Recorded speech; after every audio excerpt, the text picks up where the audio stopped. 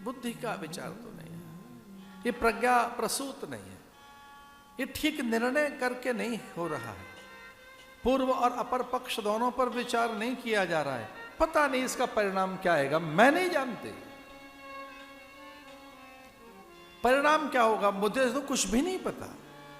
अचानक ये विचार आ गया है मन में, इसका अर्थ स्वयं का नहीं है, किसी ने भेजा है वो विचार, और इस पर विचार होना चाहिए कि ये सही विचार नहीं है, किसी ने भेज दिया है विचार, ये देवताओं का विचार है, तेरा नहीं है, ये आयातित है, बाहर से आया है, स्वजातीय नहीं है।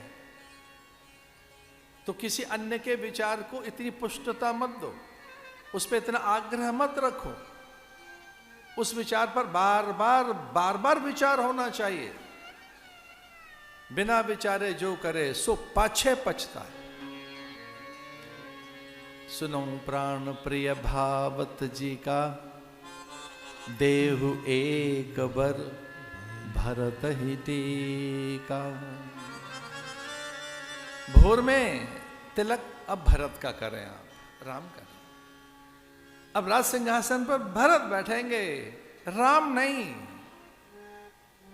और आप वचन दे चुके हैं तो आप तो ना कह ही नहीं सकते, तो ये तो सर्वविदित है। अब तो देवताओं को ही पता है कि अब राजा नहीं रहे, अब तो राज सिंहासन पर भरत ही बैठेगा।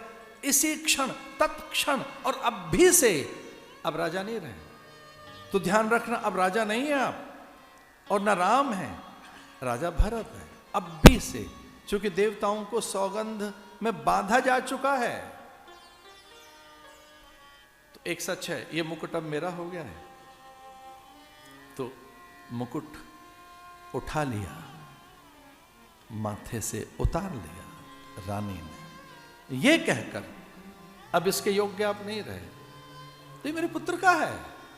राजदंड भी हाथ से ले लिया, ये राजदंड और गुरु के पास रहता है धर्मदंड, ये अब मेरे पुत्र का है। और ज्येष्ठा, ये बीच की उंगली को मध्यमा कहते हैं, ज्येष्ठा है, बड़ी है, ये अनामिका है, ये तर्जनी है, ये कनिष्ठ का है, अंगुष्ठ है, मध्यमा से राजमुद्रिका धीरे से उतार ले, ये कहकर कि अब इस पर आपका अधिकार नहीं रहा। अब आप राजा भी तो नहीं रहे, भोर तक अधिकार के लिए राजा हैं आप, सुमंत्र के आने तक बताना होगा सुमंत्र को कि आप राजा नहीं रहे।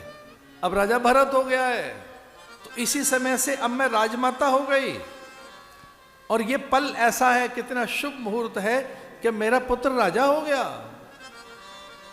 अब इस पूरी धरती का स्वामी भरत है, प्रतीक्षा प्रभात की भी क्यों की जाए।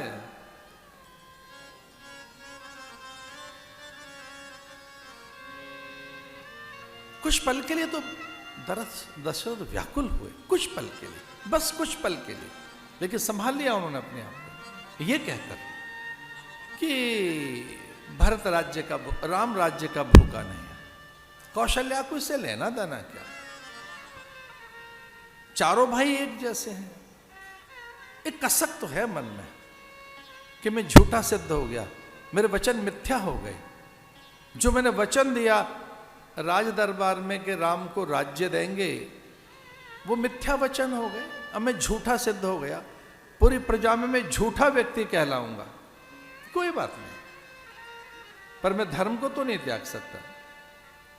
धर्म को त्यागने के बाद लोक परलोक में जो मेरे कीर्ति का नाश होगा, स्वर्ग में भी मेरे लिए कपाट बंद हो जाएंगे। अब स्वर्ग के द्वार तो बंद हो जाएंगे ना मेरे लिए, और मैं आंखें भी किससे मिलाऊंगा। तो ठीक है, मैं हार गया, हार जीत तो चलती है जीवन में, मैं सदा जीतता रहा। और अब हार भी गया तो चलो, कभी तो हारना था, पर धर्म तो जीत गया। मैं धर्म के कारण ही तो हारा हूं, पर धर्म मैंने जीता है। मैंने सत्य को अपने हाथ रखा है, धर्म मेरे पास है, सत्य और धर्म मैंने नहीं छोड़ा है। राज्य छूट गया, पर एक क्या दूसरे पुत्र के पास है, पर राम क्या करेगा। वो तो प्राय समाधि में ही तो रहते हैं, ध्यान में ही तो रहते हैं राम। पर दूसरा वर इसका क्या होगा? तो मन ही मन विचार करते हैं कि दूसरे वर में अब ये मेरे प्राण ही मांगेगी। जड़वत रात भर असहाय राजा भित्ति का आश्रय लेकर बैठे रहे धरती पर, यह कहकर कि अब राज पलंग का भी तो अधिकार नहीं रहा। जब मैं राजा ही नहीं हूं तो इस राजशैया पर भी कैसे लेटूं? जब मैं राजा ही नहीं हूं तो मैं फिर सिंहासन पर कैसे बैठूं? जब मैं राजा ही नहीं रहा तो मैं इन सारी सुविधाओं को कैसे भोगूं? धरती पर बैठ गए।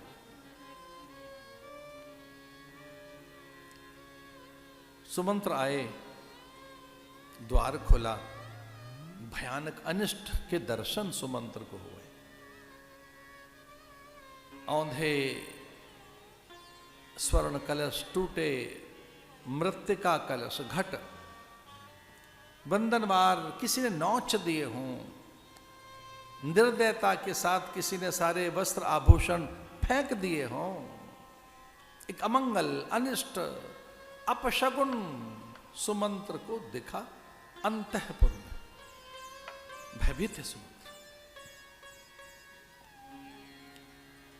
दशरथ के मुंह से निकला, राम देखी व्याधि साध नृप पर धरुन धुनि माथ, कैत परम आरती वचन हे रघुनंदन, हे राम, हे रघुनंदन। पूछा कैकई से कि हुआ क्या है राजा को? ये इतनी व्याधि में, इतने शोक में, इतने दुख में, ऐसी भयानक दुर्दशा राजा की, कोई रोग हो गया क्या? इन्हें हुआ क्या? मति भ्रम हो गया? मानसिक व्याधि कोई प्रचंड इतनी कि राजा रोदन क्यों कर रहे हैं? हुआ क्या है इन्हें? इन्हें व्याधि है कोई? क्या हुआ क्या है? हे रानी, इनको क्या हुआ? बोले इन्हें एक रोग हो गया है। क्या रोग है? बोले राम ही रोग है इनका, वो इनकी औषधि है, वो इनकी व्याधि है। इनकी व्याधि राम है, ये राम के कारण विचलित हैं, राम ही इनके दुख का कारण है। बुलाओ राम को। आए राम।